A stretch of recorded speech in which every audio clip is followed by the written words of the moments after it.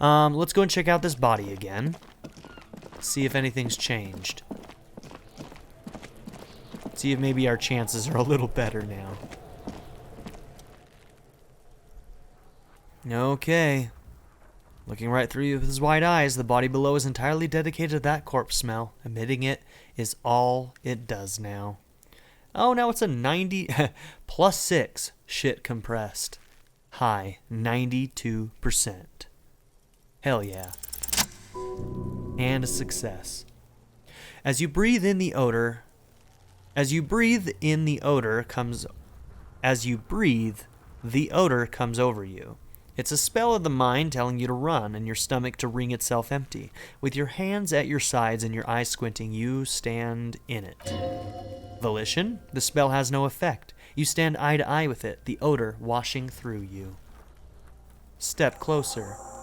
The man before you is naked, but for a pair of underpants and enameled boots.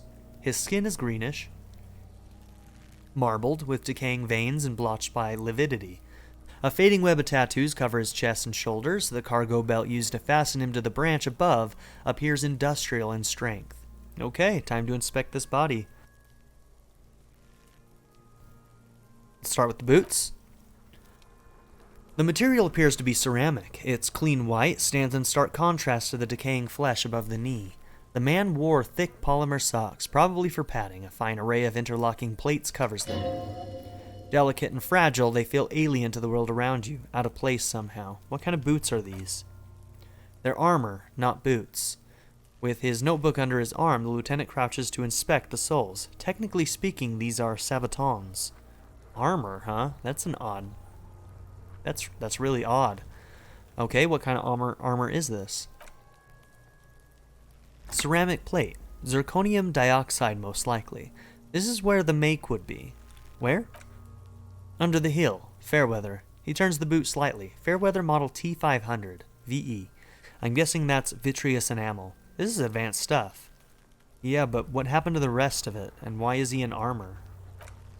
The locals probably scavenged it. It would be odd if he had more on after 7 days. New task? Where is the rest of the armor? We should keep a lookout for these pieces. The armor could yield information. He nods toward Kuno, who's eyeing you suspiciously. This is one thing he might actually know. Pain threshold. If you wear those pieces, it will help me protect your mortal coil.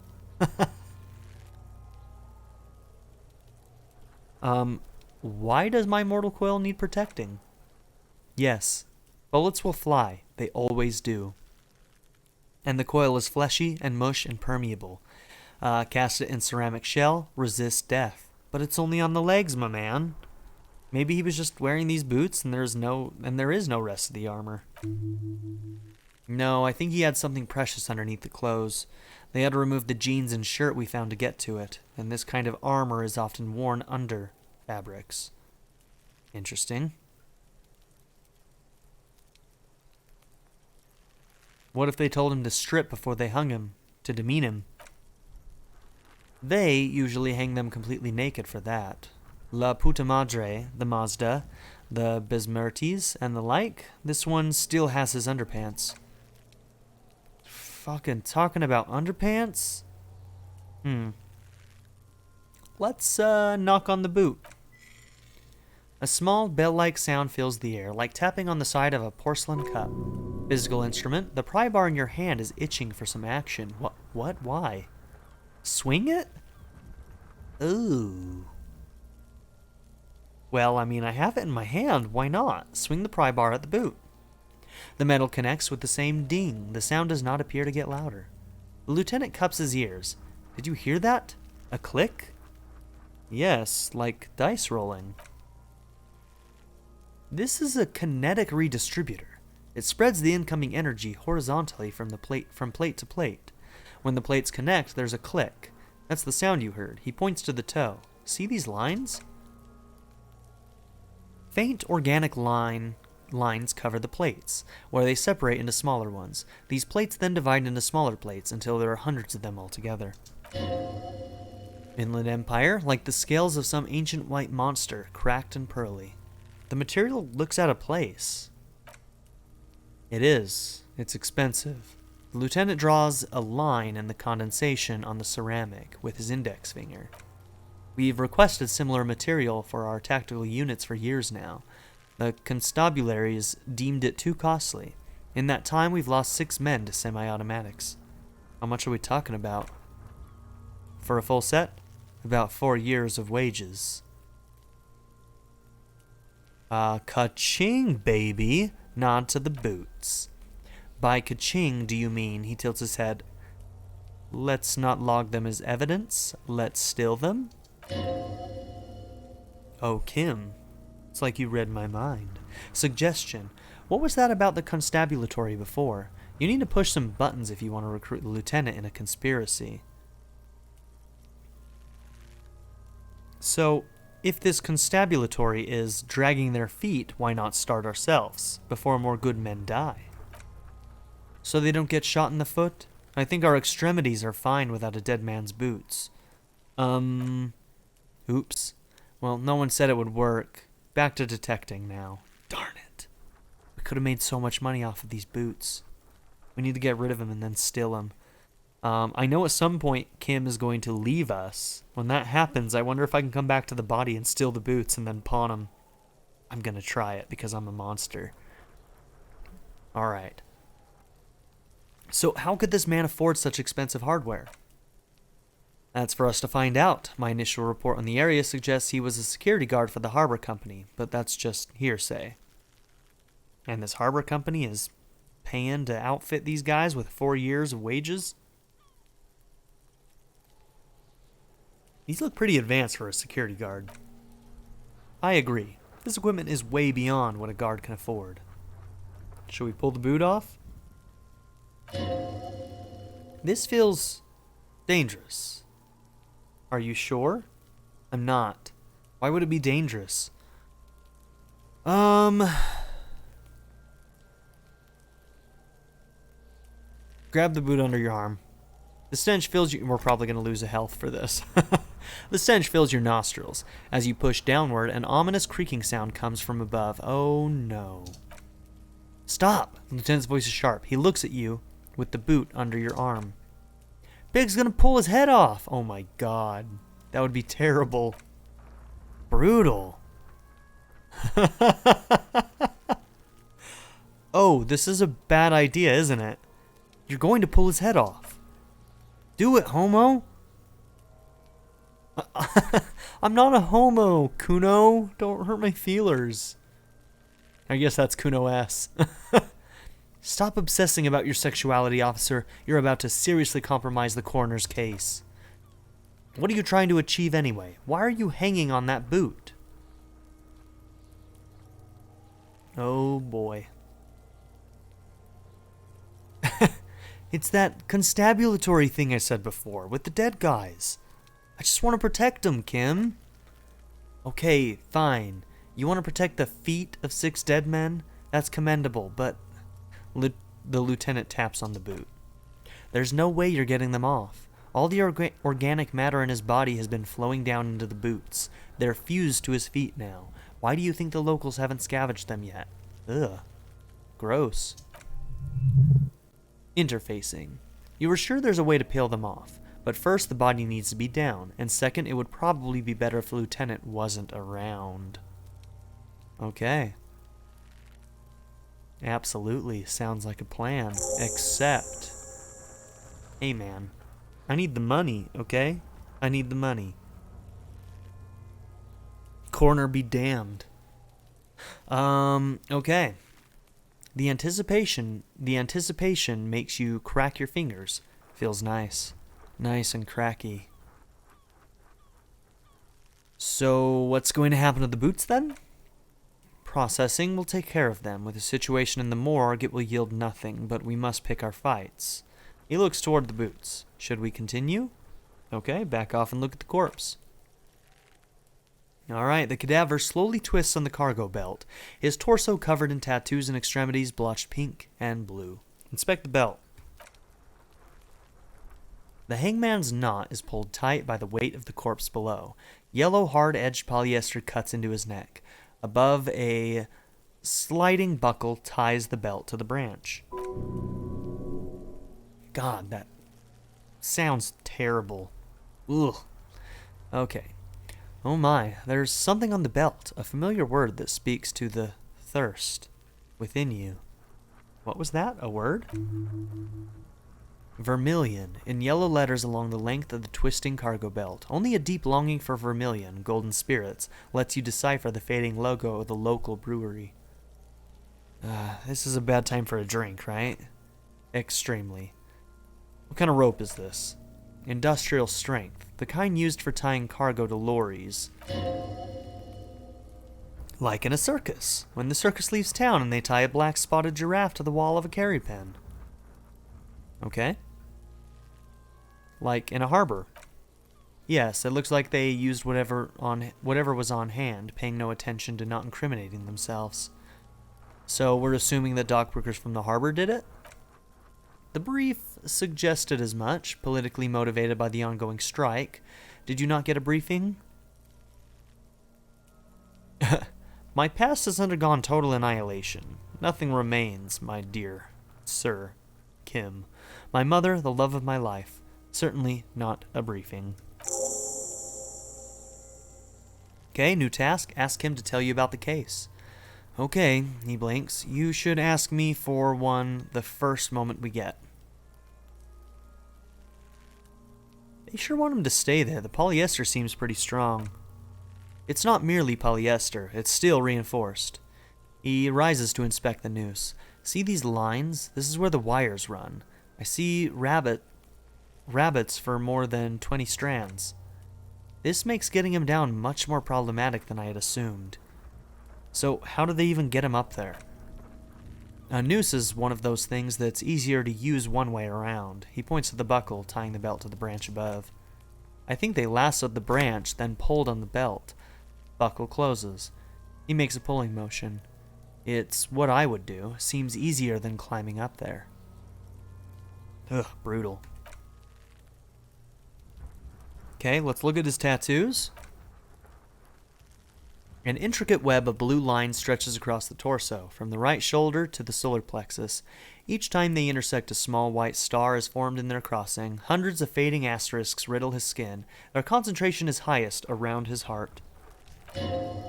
His corpse is marked by stars. What will mine be marked by? Alcohol and heartbreak. Physical instrument. Your fist clenches suddenly. It will be riddled with disco. Decay is creeping on the tattoo. Already most of the canvas that's holding it has darkened. Now it disintegrates slowly, letting out a stink. Ugh. So, is this a map of the night sky? A map of the stars? He turns around to breathe before inspecting it closer. I do see some similarity to astronomical charts. Great Century Messinian, maybe? But this seems more particular. Customized, somehow. Conceptualization. As if someone left out most of the night sky, filtering it through personal choice. The principle of this filter remains unknown to you. The thought dissipates, and you feel as though you were only half right. I'm missing something here. So am I. A sudden ringing fills the air as the lieutenant pulls down the zipper of his orange jacket. He takes a thin piece of milled aluminum from his coat pocket and pulls it open. Sounds like a sword being unsheathed. A small lens appears, some sort of camera. Let's let the lieutenant work. Shit, Kuno, what the fuck is that?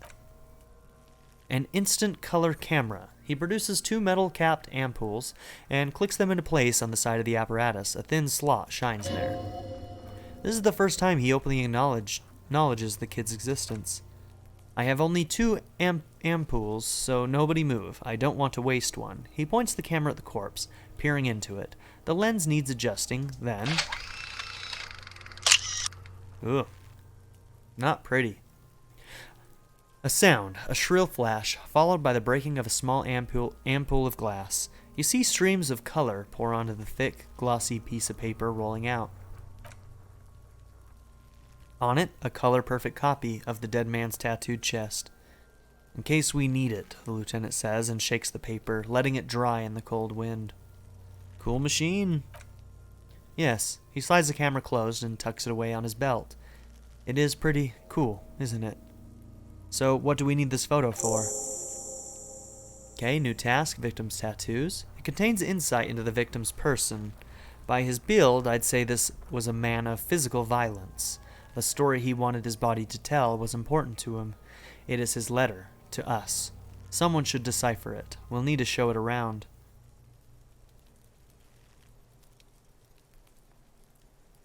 Can I have it? I should look at it later without the corpse smell. Okay. Sure, just don't lose it. He hands you the piece of rolled up photo paper. It's no larger than a pack of cigarettes. The glassy-eyed corpse looks by, his mouth mute and his skin as colorful as the chemical rainbow on the photo paper, teeming with opportunistic organisms. Okay, let's look him in the eye. His eyes are milky white and blind to the world, protruding comically from their sockets. There is no one home, just subaquatic terrors there. Dark brown hair grows on his head. His face is ready to explode from the organic processes inside. The death's head grin has passed. What remains is an unrecognizable mess. Empathy. Underneath the curdled meat, there is an expression not carried on his features, but below, inside, an expression of pleasure. This man was experiencing joy at the moment of his death. Ooh. Nice. 92% Inland Empire. Tell me who you are, you dead man.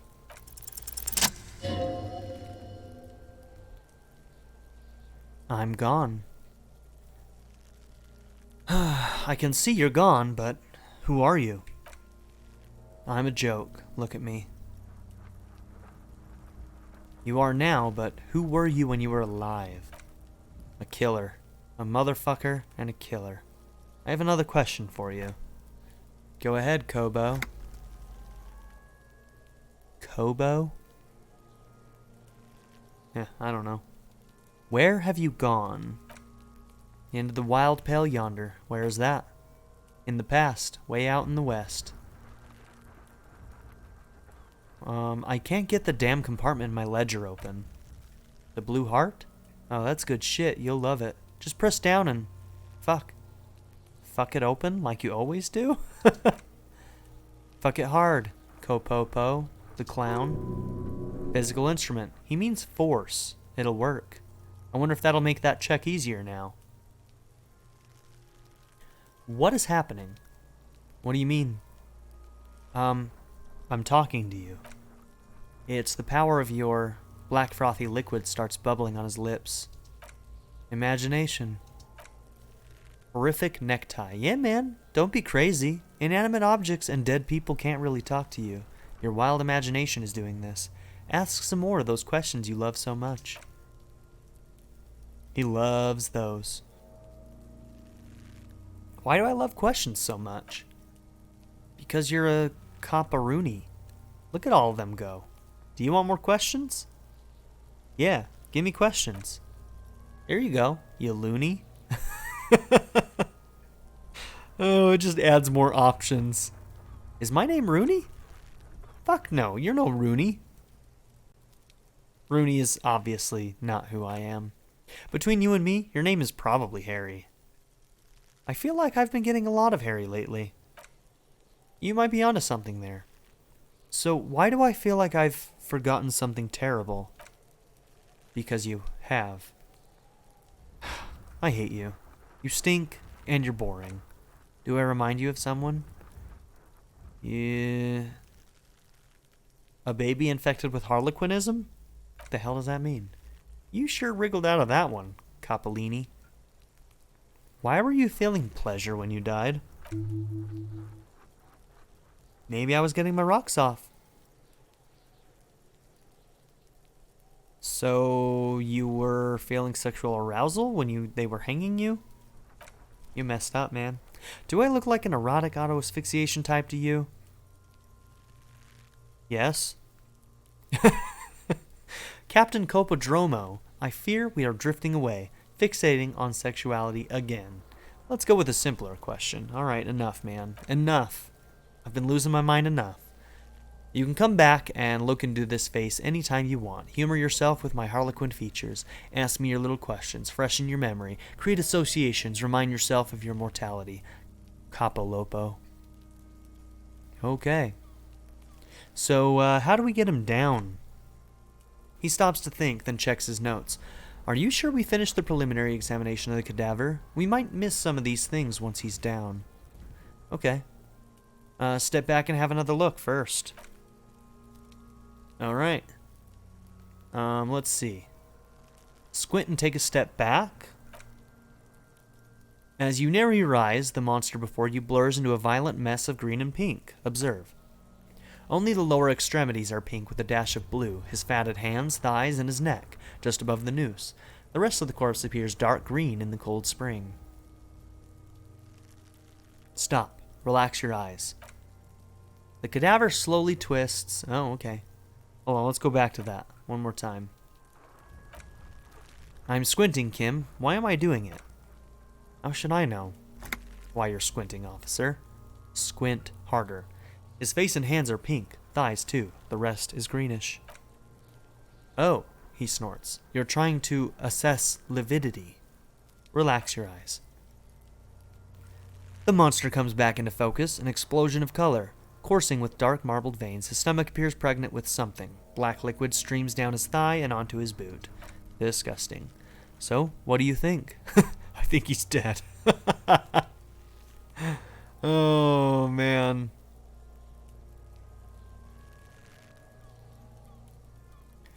Let's do 3. Cover your nose. Something is coming out of him. A pool of blood and feces has eaten into the frozen mud below the man's feet. Purge liquid is dripping into it, drop by drop. Oh, God.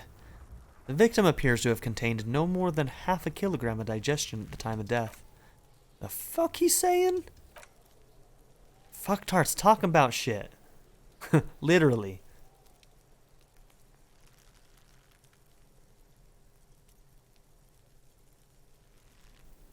I guess we got lucky? Did we? I don't feel lucky. Well, I think he's dead. I agree. There are crow's feet in his eyes. He's laughing silently. Totally dead. Deadity dead dead dead. Dabba doop doop dead, he says without a hint of melody. Not one muscle in his face moves. I don't know what to think. What do you think, Kim? I think he was upright immediately after death. Blood is gathered in his hands and feet and his neck. He points to his fattened chin. The noose acted like a tourniquet, keeping the blood in his head. Hypostasis here is in tune with the hanging. That's what I think. Yep, seems like a lynching to me. Everything here seems to corroborate that assumption, but we should still get him down before assigning a probable cause of death. Well, he's beaten up. Do you see the bruises? I do. Most of them are post-mortem. Maybe even all of them. The delinquents have made our jobs harder with their little sport. Yeah, throwing rocks at him. Stop talking in riddles, coin slot. He means you fucked him up good, Kuno, the girl yells. Fucked him up brutal-like. Back up, back off, and catch your breath. Alright, but there is no breath to catch, only the cadaver filling the air and your nostrils. He slowly rotates before you, decomposing. I have something I need to know, corpse man. Okay, that's just the questions again. That's what I thought, but I had to check. Alright, yep, the preliminary examination is done. Let's get him down from there. Inspect the victim's body, plus 70 experience. The steel reinforced belt presents a unique challenge. I brought chain cutters, but I don't see a good angle of approach to the belt. Getting the body down. The cadaver is a good 1.2 meters up. Neither one of us can reach the belt without assistance, and even if we do, there's the question of cutting it. We could saw the branch, yeah? We could saw the branch. Climb up there and saw the branch?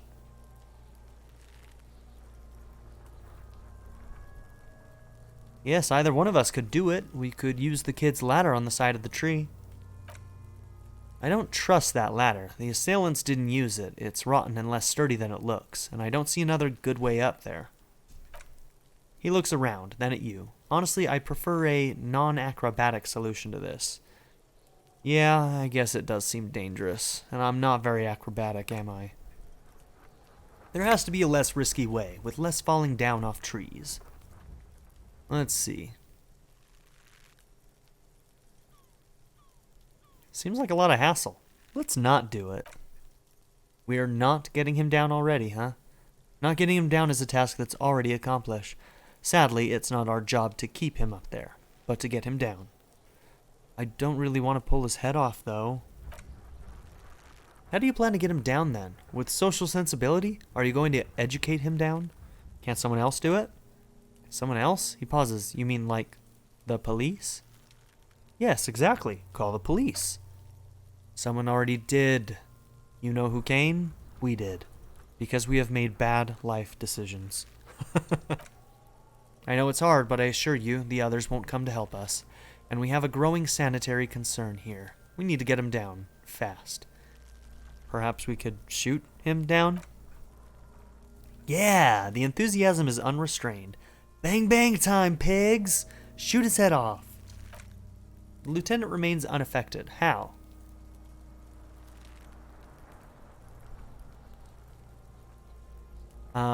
Just shoot the belt. The bullet will break it. It absolutely will not, officer. That's not how physics work. It will maybe cut one thread loose. Yeah, now we're talking. Entertain the Kuno with some shit. They'll miss. The pigs will miss, Kuno. Suggestion. The lieutenant is undecided. On one hand, he wants to shoot some gun. On the other, it's an awfully stupid idea.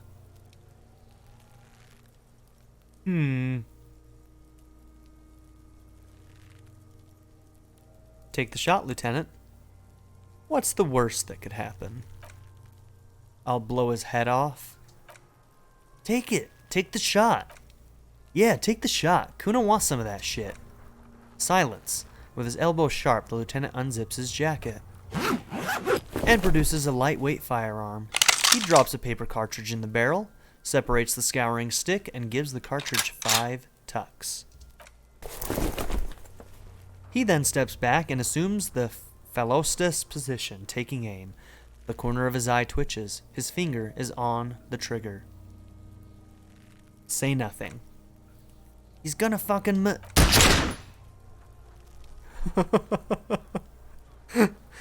Damn it, Kuno S. The kid's voice is drowned in a shrill blast that echoes off the walls of the surrounding tenements. A cloud of smoke slowly parts in the air as the lieutenant steps back and says to himself, God damn it. Empathy. He feels bad about it.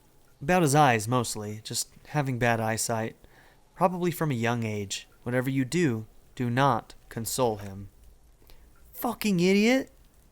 Malkupa, asshole. Kuno could have hit it easy, but then Kuno's not fucking handicapped, is he? Alright, we don't want to console him. Should we tell him to try again? Now let's just move on. What now? I have to say, it's beginning to look unlikely we can get him down without assistance. Can I have the gun? I should try. It's bad as it is, us shooting firearms like punks. He pauses, then shrugs and proceeds to load the pistolet. Go ahead. I'm not stopping you. Just don't lose it. The piece shines in his outstretched hand. They only have one gun? This is the sorriest pair of pigs Kuno's ever seen. Take the gun. The Kegel A9 Armistice. Yeah, take it, you fucking banana poika. Take it and shoot yourself in the mouth. Feel the weight first. Let's get a feel for this gun. The cold piece of bakelite and gunmetal is surprisingly light. Your finger fits right through the guard, instinctively resting on the trigger. The fuck are you waiting for, Kuno? Tell him to shoot himself in the mouth. Point the gun at the belt.